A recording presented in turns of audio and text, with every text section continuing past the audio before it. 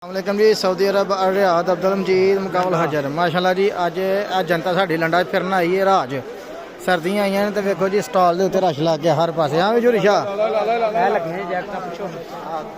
हाँ भाई लो जी मुंडे जैकटा लै रहे हैं। ठंड आ गई है ठंड की वजह तो चलो यार लवर जी को लैनी जी ते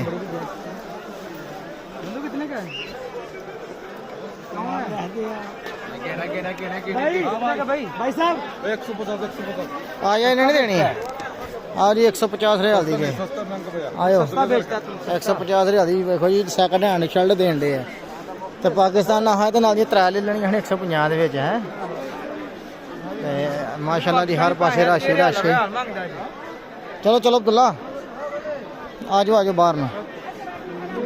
वीडियो अच्छी लगे लाइक करो कमेंट करो तो शेयर करो।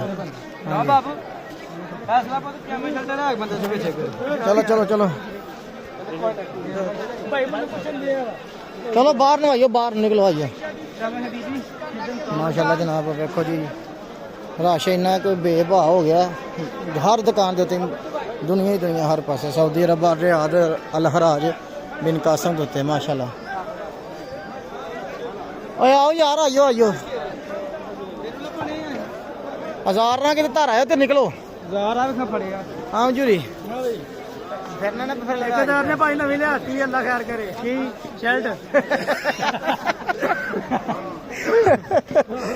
लो जी आ जवान वाले वेखो ए नाल अपने हथियार भी नाल ही चुके हैं किते भी जंग लड़नी पै सकती है। चेक करो चेक आउट करो छापियां हो रही छापियां।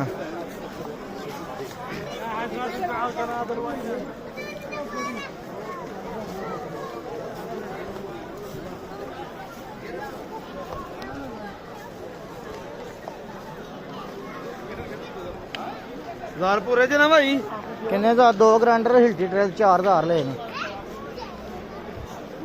4 ते 14 अगे ने 20 हो गए। चलो 20 आ जा एक बार करा घर चल के आया ओ कोई गल नहीं रश का पै गया दुनिया ही दुनिया जी हर पासे जिधर जाओ रश ही रश है। चेकआउट करो हर चीज़ महंगी हो गई डबल तकरीबन डबल ट्रबल होन मिलती पई नहीं तो यही गर्मियां कोई पुछदा नहीं जिन्होंने चीज़ों वो इतने मिलती फिर धुन के रेट लाया।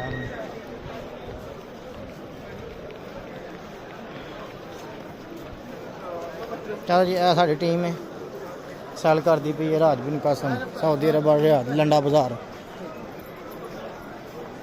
तो साड़ी वीडियो अच्छी लगे लाइक करो कमेंट करो तो शेयर करो। इधर न आ जाओ उत्थे अगे बस खलोती गड्डी।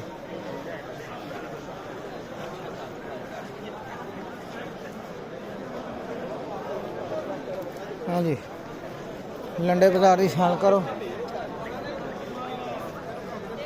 चलो इधर आ जाओ आओ जूरी शाह कैसी सैल की फिर अच्छे चासा भी अज भाई चस आई है कि नहीं चासा गई देखो मजदूर फ्रूट फले लो जी मुंडा कहने ना फ्रूट फड़े ने हाँ जी ये इन्हें हथियार फड़े ने आपो अपने काम करने वाले। ठीक है जनाब ओके अल्लाह हाफिज़। वीडियो अच्छी लगे लाइक करो कमेंट करो तो शेयर करो।